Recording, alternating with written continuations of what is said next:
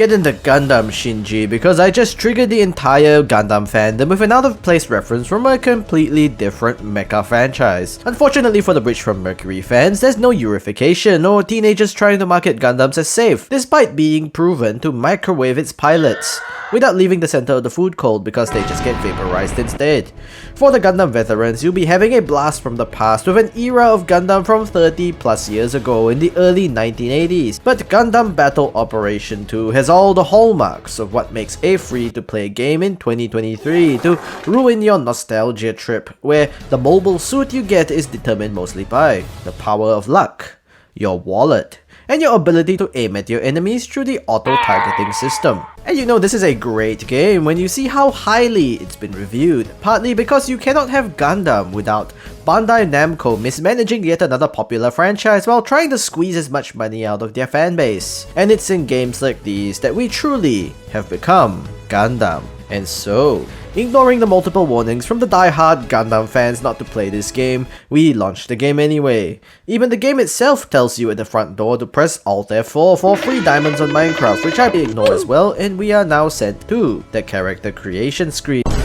Oh my god, bro. Oh, hell no. Bandai released this game in 2018 at its earliest, and you have everyone looking like they're about to hide in a cardboard box. It's a nice beam sword, I'll give you that, but the level requirement ensures you won't be equipping it. But I decided I needed more bullets to maintain my sanity playing this game, so I thanked this guy for the protein, sir, and went my merry way. And believe me, this name is going to bite me in the ass. With our pancake booty bullets guy from 2007, we are tossed into a tutorial on the get-go. By this point, in most cases, I would have immediately swapped to the Japanese dub in any anime game I played, but the English dub in the game definitely has a charm to it. And if you're old enough to remember Final Fantasy X and X2, you'll find out that the tutorial trainer is literally Yuna, a near carbon copy of her from the PlayStation 2.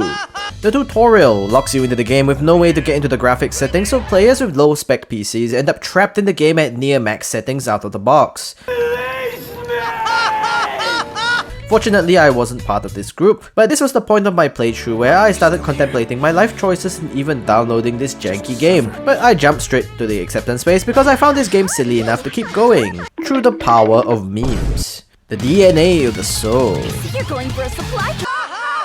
As cool as all these mobile suits look, and no matter how much this game reminds you of a more civilized age of gaming from 2010 or so, this is a gacha game with its daily Genshin Impact quests. Except instead of terrorizing the local populace of Mondstadt, you're the one being terrorized by the entire enemy team flying to you at Mach speed. And besides, with the sheer number of mobile suits in the game that I do not recognize that's gonna end up in your roster, you're gonna eventually find one that suits your playstyle from the ones that you have either way. Gacha involves using coins that you get from daily missions, one-off training missions, or bought with your wallet, where you order supply drops to obtain mobile suits, recycle materials, or weapons from the age of Gundam I have never actually seen before because I actually grew up with Gundam Wing, Gundam Seed, 00, and played a bit of Evolution. So all I know is Dom Trooper, Zeta Gundam, and the multiple variations of Zaku. Apparently this pink Gundam that I rolled off the gacha with a skirt is good, but one of my Gundam enjoying friends was very jelly when I got this, so I assume it's a great roll. Of which I then proceeded to try out its moveset, hated the moveset, and never touched it again. From the get-go, you do end up with a mountain of mobile suits to pilot, all of various random levels that determine the maximum level of equipment that you can equip, as well as the cost rating. But despite how it looks, you can't level them up, because you have to roll for higher level variants of the same Gundam in the gacha. Simply put, if your mobile suit is level 1, they usually can't equip weapons above level 1, unless you play the unrestricted game mode, by which point anything goes. Fortunately though, unit levels only affect the mobile suit cost and hence the ability to bring them into certain matches, which means if you want to use a certain mobile suit in a higher level match, you'll need a higher level version of it. And if you do end up with a unit that can use a higher level weapon, you have to manually scroll through hundreds of weapons in the shop to actually find the right weapon to buy. The filters don't even help when they do it in batches of 3 letters, and I think it would be far more helpful if you could just buy the weapons in the equipment menu of the specific mobile suit. But if it has not been fixed up to this point, even since 2018 when this game first came out on like the PS4, I doubt Bamco will ever do anything about it. Mobile suits can be bought in the shop as well, so if you're not looking for anything too specific, specific of gacha locked, I guess you could always make do with them if you had to. I'm sure there's a few whales out there that will disagree and want something like Sazabi, but the cost does ramp up, even if you try not to look too hard at your bank account. And I haven't spent a single cent on this game myself and never will, because I've seen what happened to every single other online Gundam game the moment a new one shows up, deleted from existence. Or for those looking for Gundam Breaker 3 on PC. This is something else. Unlike everything else about this game, here's the true shocker. The gameplay is, surprisingly, a lot of fun despite the PS3 graphics and the general clunk of turning your camera in the main lobby and spamming the V key 5 times just to open your Haro to get into the main menu. If you can get into a game that is. Failed connection to server notices will kick you out of the matchmaking queue, which then resolves the next time you try if you're lucky, and the load times that will give you time for a bathroom break and still be loading when you come back. What? If you went to the bathroom every single time there was a loading screen in the game, you're probably going to get hemorrhoids and need a Gundam Battle Operation instead, and the game would still be loading when you finally get back to your PC. But once you do get past the load times, the game's quality somehow improves dramatically since the mobile suit models are actually pretty decent. This is where all the budget of this game went into instead of the character models. I would say it's forgivable if you stayed in the mobile suit all the time, but you get to look at your square booty cheeks flying out of your cockpit whenever you hop out to do some of the objectives. Which now brings me to the gameplay loop of this game. The game's only game mode is PvP in either 5v5 or 6v6 fashion, which is divided into two types of battles, the space battles and the land battles. And from what I can tell, nobody likes space battles, and you're gonna have a lot more luck finding land battles. Not to be confused with LAN battles from when you still had to carry your PC to your friend's house to play multiplayer games, because the game would otherwise load a lot faster. Every game's objective is to destroy more units than your enemies while also capturing bases that you can only capture outside your mobile suit and ratting the enemy base to blow it to pieces to screw with them. But the only problem with getting out of your mech is the high risk of being blasted by an enemy Gundam with zero protection. Hasta la vista, baby! No matter how meta your Gundam is, this game's a lot more skill based than expected. You're gonna need to pull off crazy weapon swaps with the slowest reloads and windups that you're gonna ever see in a video game, so majority of the entire game ends up as I need more bullets! I need more bullets! Bigger weapons! Bigger weapons! I need more bullets!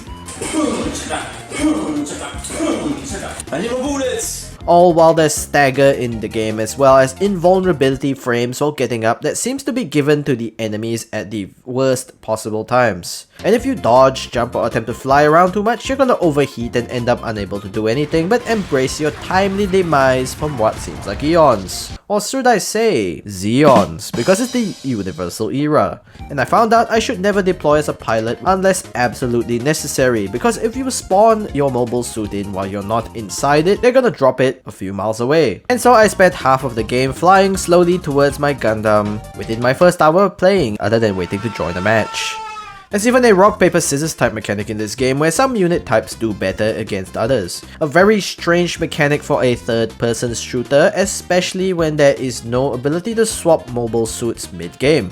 And to make things worse, you're gonna end up with too many of one type and get absolutely clapped by the other team, especially if you're not familiar with the Gundam types. Upgrading your suits in the game is possible, not level upgrades but stat upgrades, and they take 70 hours to upgrade them over here, unless you have one of these items to speed things up. And you heard me right, 70 hours for a few upgrade points or something. On the bright side, there are more accessible upgrades that come from equipping custom parts, which include increased armor, health, and reload speed. And in a game where you spend the same amount of time reloading as you spend shooting, you are going to squeeze in as much reload speed as possible. And I know what you're going to say, why not swap to your melee weapon? Guess what? The beam saber has its own built-in cooldown as well, so you can swing it once or twice before it goes on cooldown and leaves you completely open to getting penetrated by your enemy's beam saber from behind. And now comes the verdict for Gundam Battle Operation 2, and it's about a 6 out of 10. As much as I enjoy poking fun at the gameplay, I really do love the combat. The difficult handling of the mobile suits is a trade-off that creates the authentic experience of piloting a giant robot that the Gundam fans all enjoy.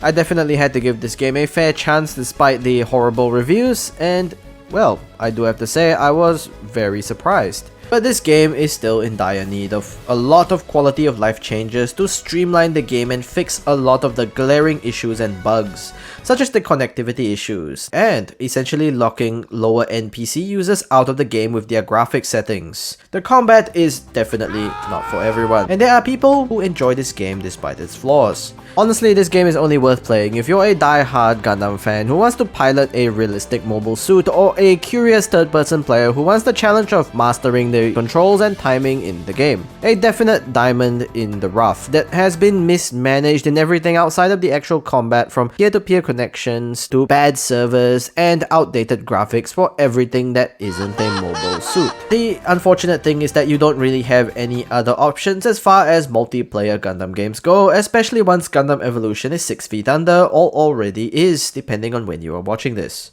As someone who grew up with Gundam as a kid though, it's frankly disappointing to see how unpolished the game is despite all of the money going into games like these. At least it's not utter garbage, but it's still not excellent either.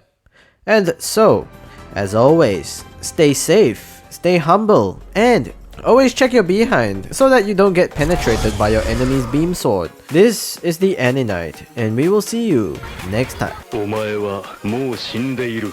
何？